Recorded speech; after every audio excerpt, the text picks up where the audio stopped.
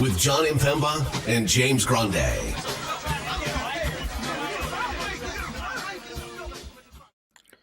What's going on, FA Nation? Jon Impemba here with James Grande. Welcome to the Fantasy Alarm NBA DFS show. We got 5 games here on a Tuesday.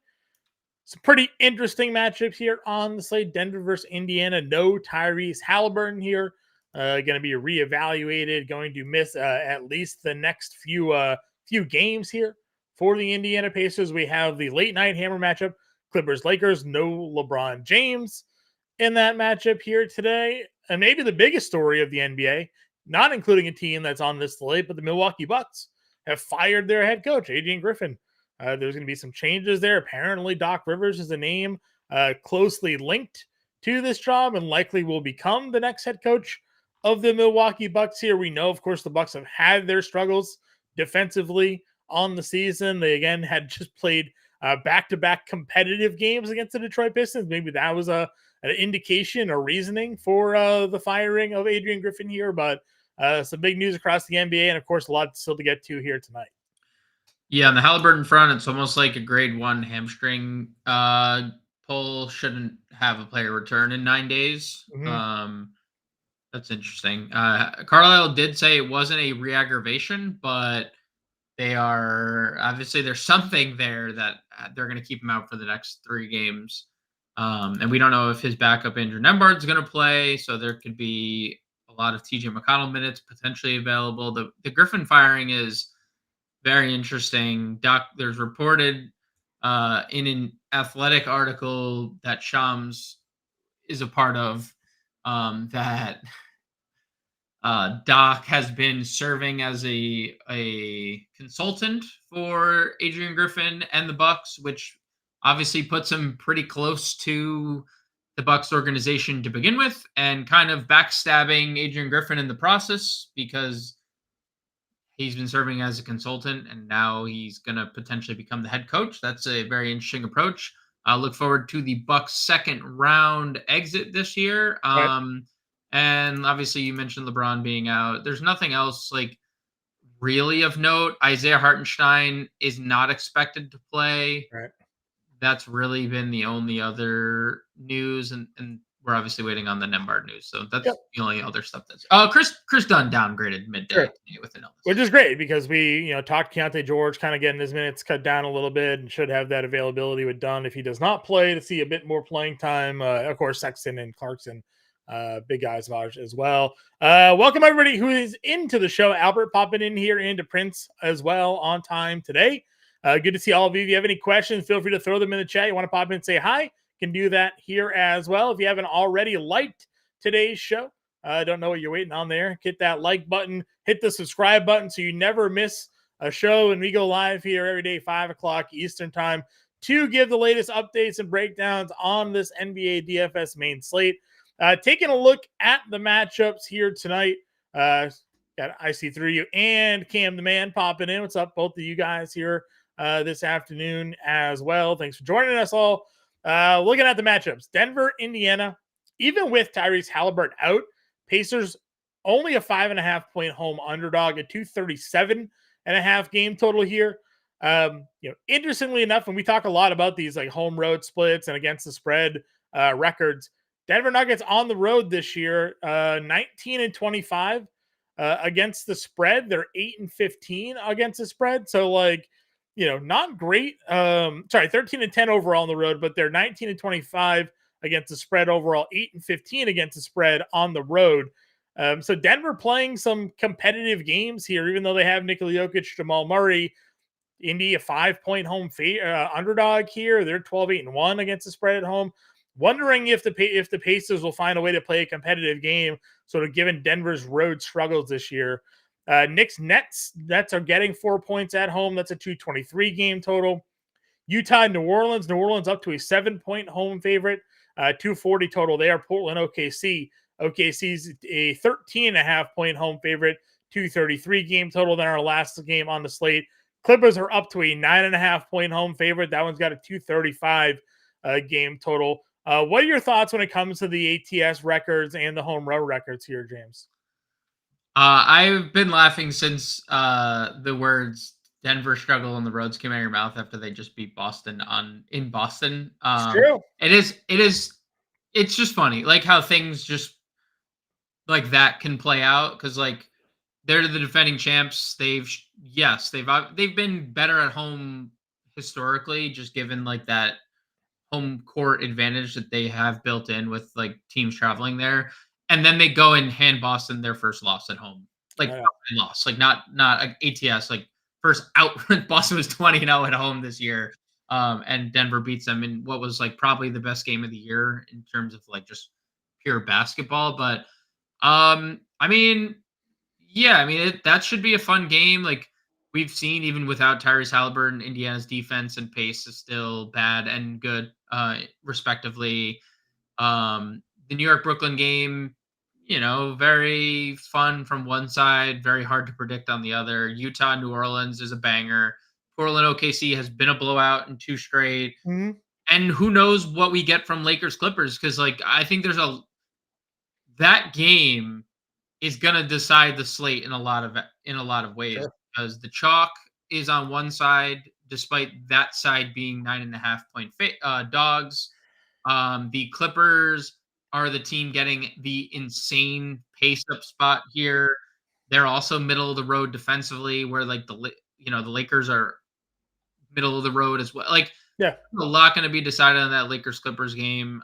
2 hours after the last game starts. 2 hours after every other game starts. So there's a lot of interesting things at play here. Nothing too crazy in terms of spreads other than like Portland OKC. I noted it. Yeah. Like Portland's been blown out twice in this matchup. Didn't have Ayton in one of them. Didn't have Simons in one of them. Didn't have Brogdon for either. They had all those guys last game. They still got blown out by the Lakers. And the Lakers are not as good of a team as OKC. So that's obviously worth monitoring. But fun slate overall for 5 games. Yeah, 100%. Appreciate you all popping into chat again. Dwayne in here as well. Toronto Dave popping in. Cam the Man says, happy National Colin Sexton Mispriced Day. We talked about that on the show this morning. We'll definitely be hitting on it because it is something to mention. I mean, listen, Utah on the road, we've talked about their home success. Pelicans been pretty good defensively this year. They're also a pretty good home team, but Utah's current form, Colin Sexton's current form, sometimes those things like just don't matter. So we'll get involved there. I also like a Colin Sexton point prop tonight. It's at 20.5. I kind of like the over on that one. Both my sleeper and underdog pick'em articles are live on site. You can check those out there as well.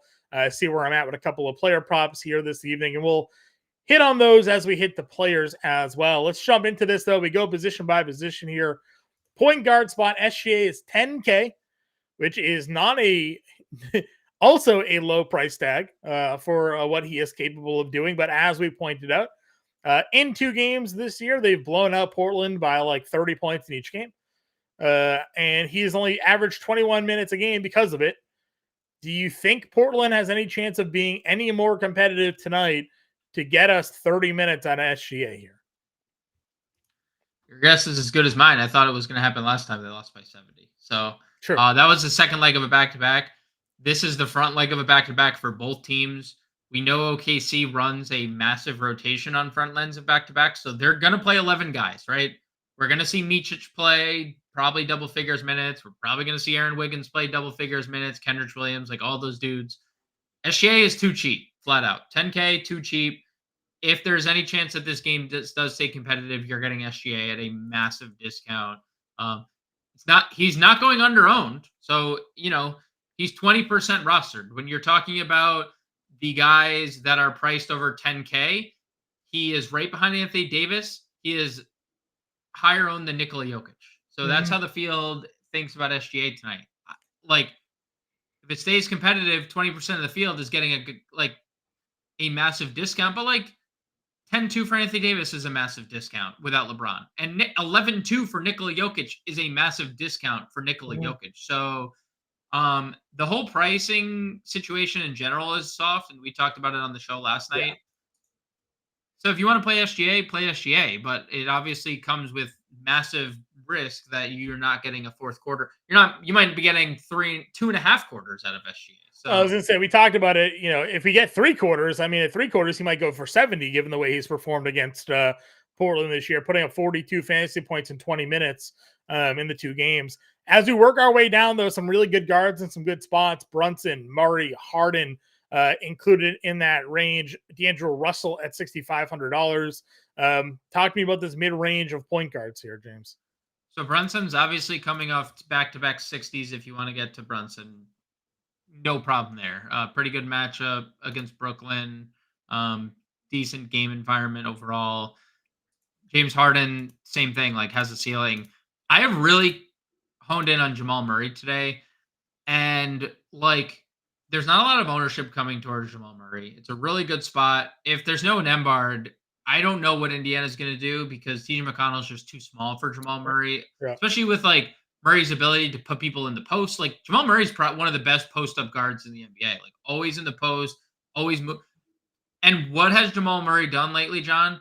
39, 37, 38, 36 minutes. Any limit that Jamal Murray had been on previous to this point, all gone, right? So I love Jamal Murray here. 8,400's obviously tied for the most expensive price he's been all year. But there's 50 plus fantasy point upside here. Yeah. The shot attempts are all the way back, 23, 21. The minutes are all the way back. Some of these games, last game, 7 of 23, but 39 minutes is the most important part, I think, there. And the 23 shot attempts, obviously. So give me all the Jamal Murray we can handle. No Halliburton, possibly no Nembhard. The matchup is just excellent. So I like all 3 of those 8K guards. No problem getting to any of them. I just think I rate Murray up number 1 of the 3. Sure. Mentioned, obviously, that 8K range. Are we still in on D'Angelo Russell here tonight? If you're not, you're going to be up against the field because D'Angelo Russell is one of 4 Lakers just getting massive ownership tonight. Rui Hachimura is the highest rostered player of the slate, at least projected as of now. Reeves second, D'Lo third. Yep. Currently, the way my roster is constructed, I have Reeves playing over Russell. That's just how my current build played out because I'm only playing one lineup tonight. Obviously, no problem getting to D'Angelo Russell. When you look at the last 5 games, when he re-entered the starting lineup, one of them came without LeBron. He scored 39 actual. Yep. That was against Utah, who's number 1 in pace right now. But over the last 5 games, 36 minutes per game, 56, 54, 100 splits. That is absurd. Seems decent. 27.6 assists, 2 rebounds, 44 fantasy points per game. Still $6,500. So if that's a version you get for Russell, I'm dead, right? I'm just gonna flat out say I have been trying to manipulate my lineups to get D'Angelo Russell. And obviously he's a great play. Now, there is a caveat to this whole thing. The Clippers are really good. They're 8-2 their last 10 games. They play at the 3rd slowest pace in the month of January. The Lakers are just not going to get naturally as many possessions as they would, right? And so you obviously have to take all that into consideration. His blow-up game without LeBron came against the fastest team in terms of pace in January. So it's twofold.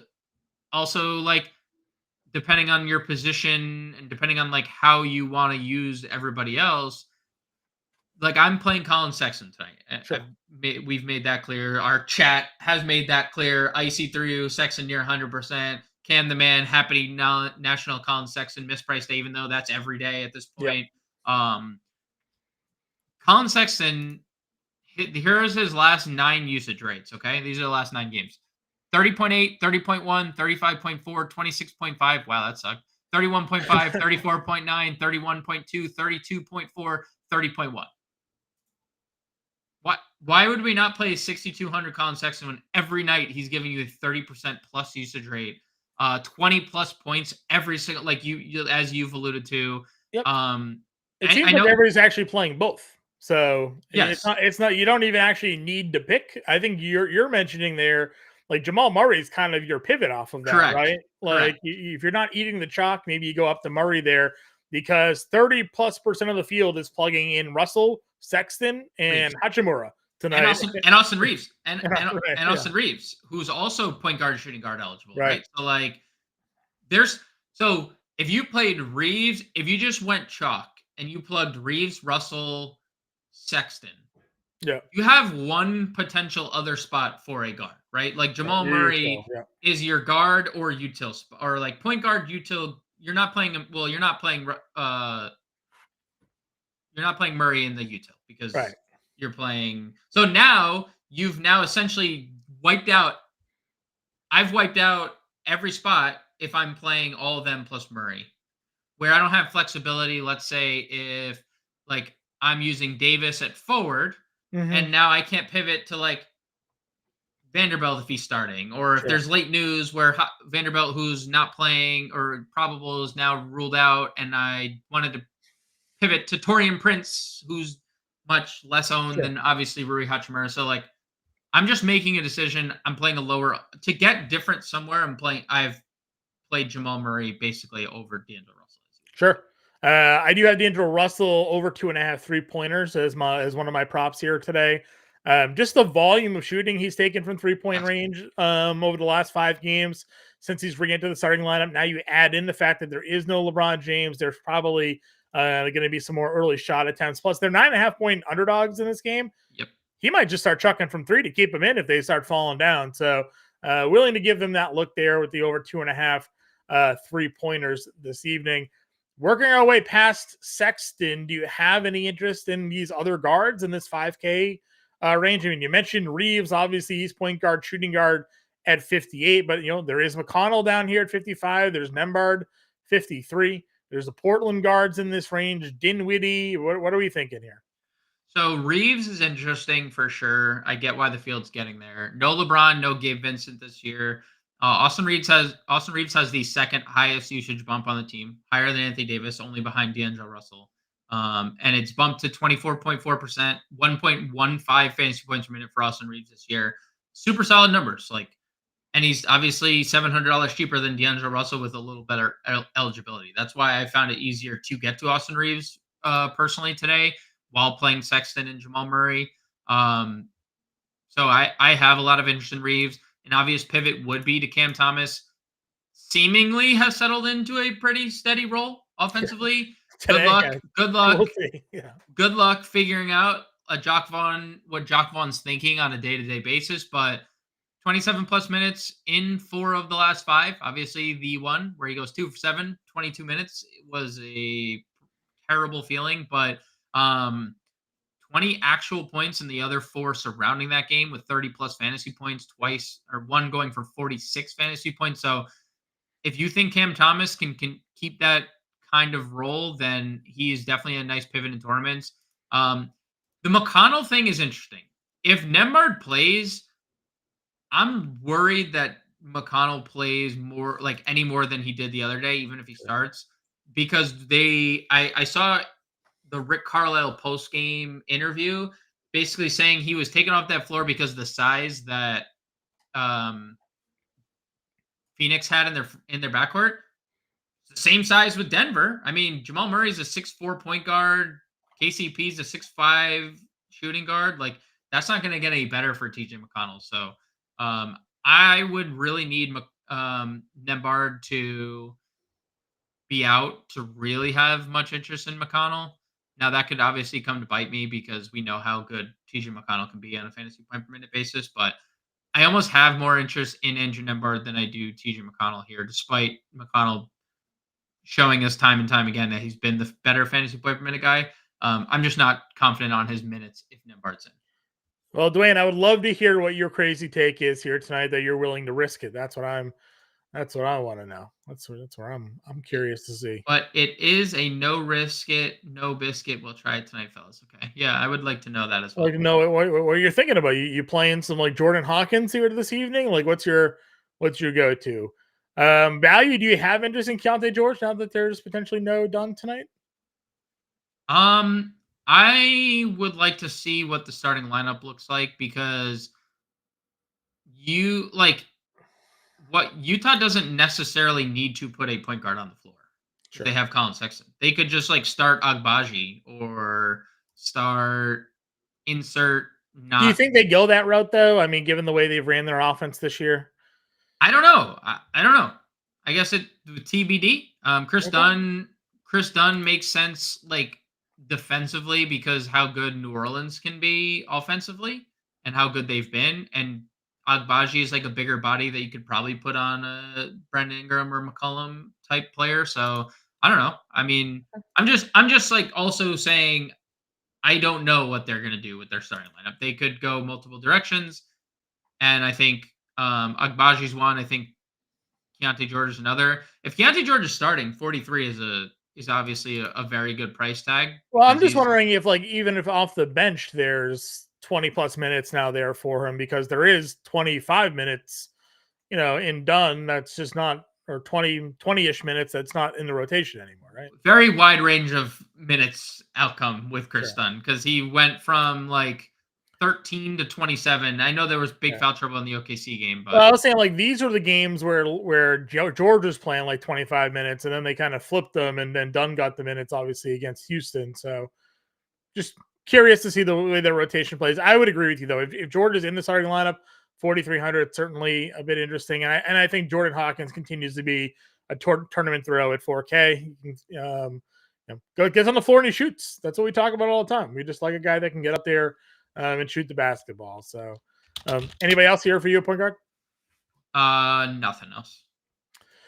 Shooting guard position, Paul George is 85. Brandon Ingram is $4,600. Mikal Bridges, 75. Anthony Simons is 73. We didn't really discuss much of the Portland guys in this one. Clarkson, 64 as well. Yeah, I mean, Paul George is really interesting. He has recently taken over the lead for usage rate and fantasy points per minute when Ivica Zubac is off the floor, and it's like their big three: Harden, George, and Kawhi. He leads in usage rate and fantasy points per minute, so could definitely get to some Paul George. He's had some monster games lately, some bad ones mixed in, but in 3 of the last 5, 63, 47, 55 fantasy point shooting guard, small forward, obviously elite eligibility. So could definitely get to Paul George. I have a lot of interest in Brandon Ingram tonight. He is the lowest owned of their like quote unquote big three. Zion's getting a ton of ownership. McCollum's getting a ton. Ingram just over double digits. I think we talked about on the show, like the Pelicans are very cheap.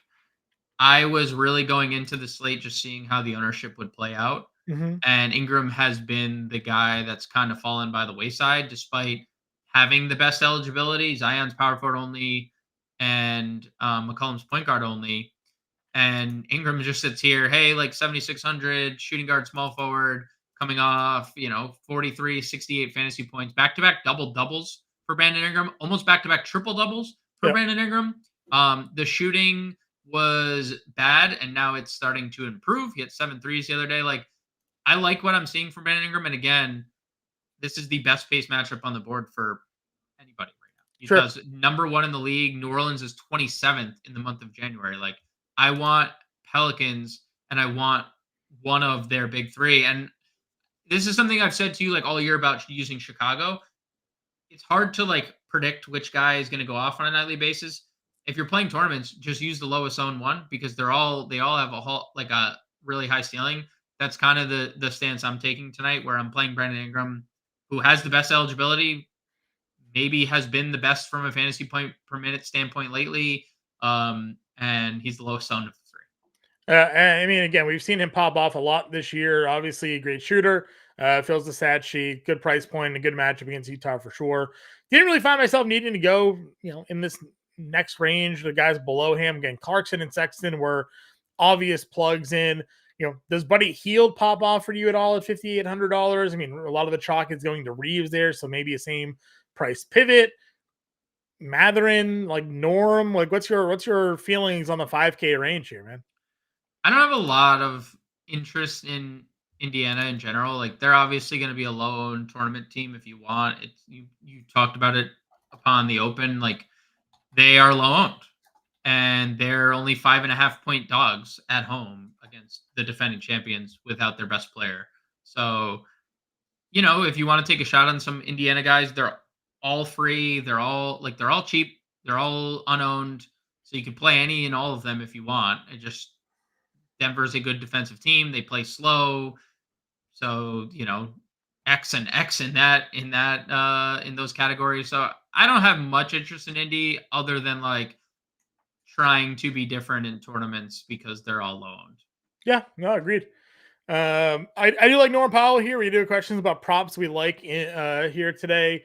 Norman Powell today for me, one of my favorites when it comes to his scoring prop. It's at 11.5. I like over the 11.5 points for him. He's gone over this total in 70% of games played this season, including 11 of the last 15. It feels pretty low. The minutes have been pretty steady for him. Sometimes they go to that small ball lineup. Even in blowouts, if you remember, we've watched games where they've been up big and he's on the floor closing out games with scrubs. So, I don't mind the Powell play here at $5,200, just knowing what he's capable of doing when he gets on the floor. Mathurin is $5,200. If more guys are ruled out tonight, we think there could be some scoring potential. Obviously, super risky given his in and out of the rotation, but the value plays overall certainly carry some risk tonight. Yeah, I have little to no interest probably in either of those guys at 52. I think they both have some type of ceiling, but I don't personally like this tier all that much. I think you can find better and chalkier value, quite honestly, in other places that you don't even need to really dip your toes into. Potentially guys playing 19 to 24 minutes Sure. at a 5K price tag. Nembhard and Isaiah Jackson both available to play for India. Okay, so good to know there. Moving on over to small forward here, Kawhi's 86. We talked Paul George already. Lauri Markkanen at 81 feels like a really good price given the way he has performed. You got Jeremy Grant and Jalen Williams at $6,700. That's a really good price point if that game stays competitive. How are we breaking down small forward tonight? I wish I could have more the most conviction I've ever had on the player than Jalen Williams at 6,700. Maybe I should just look past the fact that it's a blowout because Jalen Williams should be $7,500, right? And he's 6,700.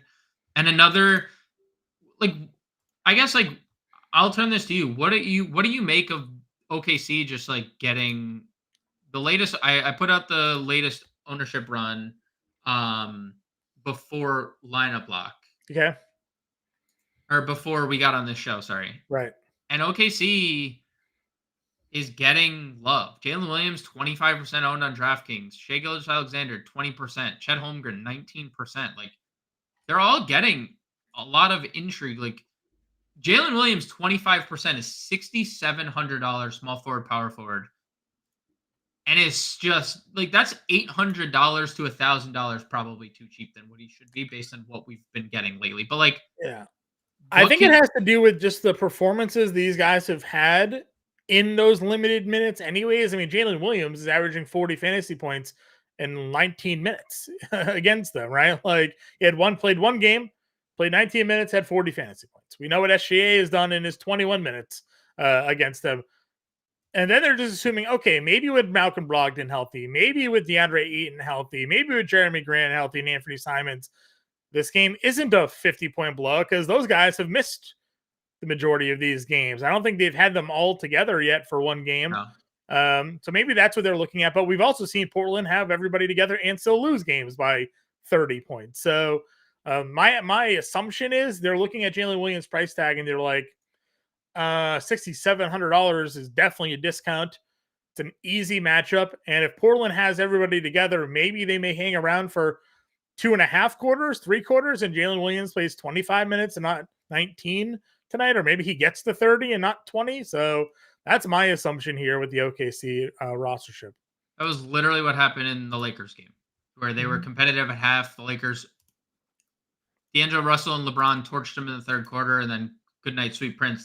Nobody came back in the fourth quarter. It was curtains. So that's the struggle, because I think again, 25% Jalen Williams at 6,700 is so good. The field being 25% on Jalen Williams makes me really scared not to play him, because if this game is competitive, he's going to give you 50. He's giving you 50. I'm gonna popcorn machine the Thunder rotation here and see when like Jalen Williams comes off the floor. So Jalen Williams, he's an early sub, and then he starts the second without SGA. yes, I'm a Jalen true. I got the rotation patterns. You got it out. Yeah. He plays basically most of the second quarter. Gets subbed out briefly for like a 2-minute sample and plays almost 10 minutes in that second quarter. Starts the third, but doesn't finish the third, which is where you can get a little iffy, right? Yeah, because then it's 25 minutes instead of 28 minutes, or 24 minutes instead of 28 minutes. Yep. Right, because if he's not out there to finish the third, he may never come back on the floor. Yep, and that happens. That's why it becoming more and more like apparent, like you want to play guys with that first quarter. Yeah, first sub almost. Yeah, or like an early sub, finish the quarter, or guys like SGA who play the entire third quarter of games. Tire first, tire third. Joel Embiid, tire first, tire third. Like Donovan Mitchell, Devin Booker. Yep, Booker, yep. Get them out there, play the whole quarter. Don't have to worry about them sitting the fourth because you just got 12 minutes out of them in the third there.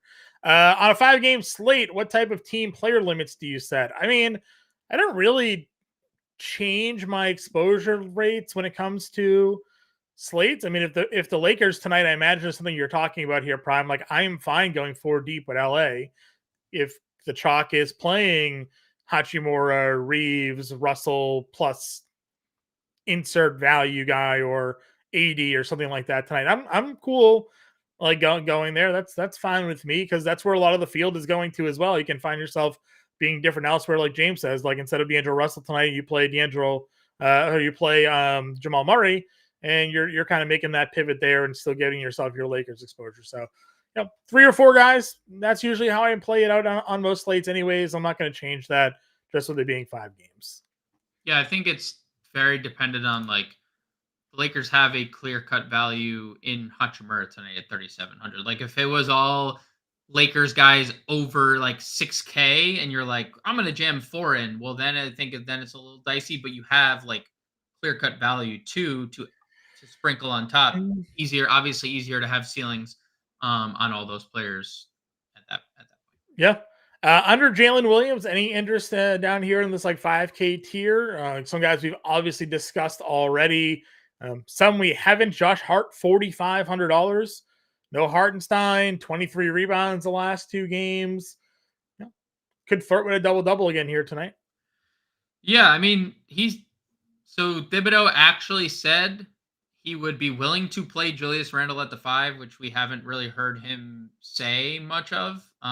It's been something that he's avoided and something he's asked a lot about. And I think that would obviously benefit Josh Hart the most, right? Because then if they do shift Hart to Randle to the 5, they may not. I'm just saying Thibodeau seemed more. He said he seemed more likely to do it with an injury in the front court. That would obviously benefit Hart shifting to the 3 or the 4 or whatever the case may be. So yeah, 4,500 for Hart is solid. The only thing is you're running up. That's an obvious pivot from, Taurean Prince, 3,800, who, is going to start. I mean, he's been starting. He just didn't play last game. So assume he starts, plays 30 minutes. And then Hachimura is also small forward eligible. So like, Josh Hart is a pivot off one of those 2 guys. I'd probably rather play Prince or Hachimura, but if you want to be different, Josh Hart's definitely the way to do so. Sure. And I like the Josh Hart over 6.5 rebounds here tonight. I think it's a pretty good number, averaging that total for the year as it is. So take Hartenstein off the floor, maybe some additional rebounds, find his way here. Any other small forwards? Mentioned the value already. Anybody else? Fontecchio, 3,600, small forward, power forward. They continue to run him out there. If he's going to play 30 minutes or so, 23 fantasy points at 3,600 is a pretty good price tag. He's a good floor spacer. He's a good defender. Pretty good rebounder as well. So, yeah, I think 3,600 for Fontecchio is a nice little like round out your lineup piece. Sure. Power forward position. We'll talk AD at center. We got Randall here at $8,600. Siakam at 78. As guys we haven't discussed yet. Zion at $7,400. good with any of them. Randall, 86, coming off a triple-double. No Hartenstein, so we could see another big-time Randall performance on the glass, 16 rebounds in a game that Hartenstein played just 23 minutes in. So definitely like Randall. Siakam is a little bit interesting. I don't know what to make of like all the fouls the last his first 2 games with Indiana. I'm assuming he'll get that in check, but it seems like just a spot I'm just staying away from Indiana in general. You can play him in tournaments. Zion is obviously just like incredibly intriguing because the price. We haven't seen this price all year long. I mean, he started the year $9,700 just for context. Like, I understand 9,700 is, I mean, was always too expensive. We thought he was too expensive for a lot of the season at times, and then Yes. lately, now that he's under this 8K, and now we're approaching, 7K for sure a value. And the minutes have been great, right? Like they blew Charlotte out, so he only need to play 27, but the minutes have been fantastic for Zion. The health has obviously been the largest reason as to why. We just need to get all the stats to come in one, right? It's like one game he's good peripherally, has 13 points. The other game he has 24. Last game against Phoenix he has 4 rebounds and assists combined. It's like, dude, just can we put things together here and we'll go on a run. We'll have a 50 burger, So that's obviously in the cards tonight against Utah. Utah's a bad defensive team. Cracker Jack, I will not. Oh, come on. I was not. Oh, come on. True. He's playing all these minutes. You know how many calories he's burning playing all these minutes? It's true. He hasn't played minutes like this in a while. He's able to stay on the floor like this. He's burning calories. And your name is Cracker Jack, okay? So that's a food. Zion Williamson ain't a food. He did have back-to-back 30 actual 50 games, burger. No, I haven't. That's the first time I said burger. Oh no, poor guy. I didn't mean Zion. Anyway, Zion's there, obviously. Are you any interested in the wings for Denver here, Porter or Gordon? And then you say wings, dude? Are you serious? Boneless or bone-in? Boneless or not? Those are chicken nuggets. So okay, let's just move on from there. Final piece in Michael Porter. We know he has a ceiling. Aaron Gordon, solid. Nice base up spot, base the floor. I like Michael Porter here tonight. Yeah, Michael Porter for sure. Would probably be the lean. I mean, Aaron Gordon, just now that he can't make. I mean, he's gotten so bad from 3. He's just like hanging around the rim, getting rebounds, getting putbacks, catching dunks. I'm okay with both. Okay. Moving our way into the value plays area here. Anyone in particular sticking out to you? Obviously, Hachimura is your highest roster play. You mentioned him at small forward, but they got the run. We'll see if Vanderbilt is in or out. I know he's listed as probable, but you never know in the NBA. He's $3,700 here. Thoughts on the value power forward range? Yeah. I mean, 4,700 John Collins. You and I kind of speculated the Walker Kessler start. Yeah. Will Hardy mentioned they wanted Walker Kessler to guard Şengün in that game. So we'll see if he feels the same about the Valanciunas matchup, because Valanciunas is a big boy, obviously. So if Collins starts, I'm okay getting to a $4,700 John Collins, because we've saw 30-plus minute upside from John Collins. Within the last 4 games where he went for 50, essentially, against Anthony Davis. Almost feels like they could match up minutes, Kessler and Valanciunas, Collins and Nance. It could, for sure. But I guess that depends on how they deploy Valanciunas and Nance, because we've seen that be a wide range, right? Where we've seen Nance outplay Valanciunas in terms of minutes sometimes. So, that's definitely on the table. Do you want to talk about Achua now? We can talk about. I was talking about center. Okay, we talk about Achua center.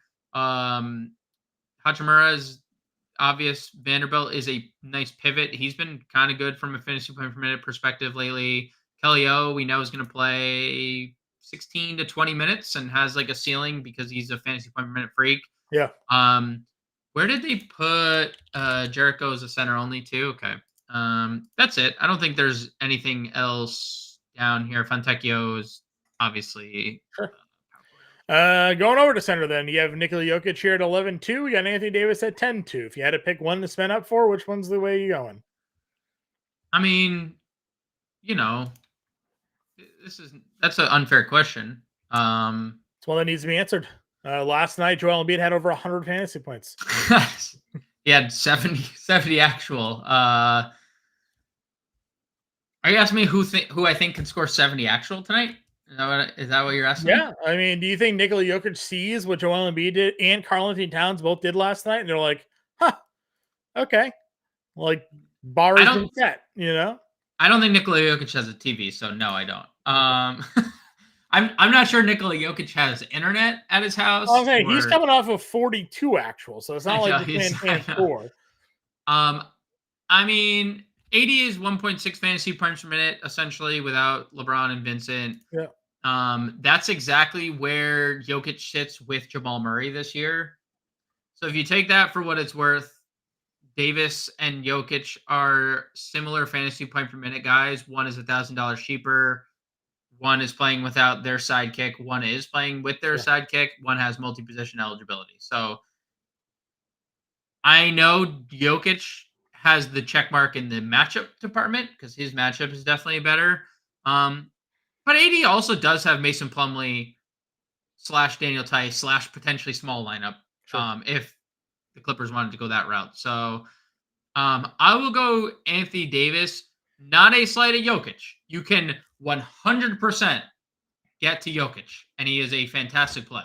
But I'm going to lean Davis, and that's my final answer. Playing them together, it's 4,700 a position. So easy to do. Honestly, it's an easy thing to do tonight because you're plugging in that lineup. You're plugging Rui Hachimura, you're plugging Precious Achiuwa, and then you're just kind of like moving on from there. I don't think it's like. And Achiuwa actually having power forward center eligibility helps as well. You can plug him into the forward spot. Last night, obviously, the winning lineup had both Luka, Embiid, and Karl-Anthony Towns in it. So double spend with a mid-price Towns who popped for 60 actual there as well. Prime wants to know, is Max Christie in the play here tonight?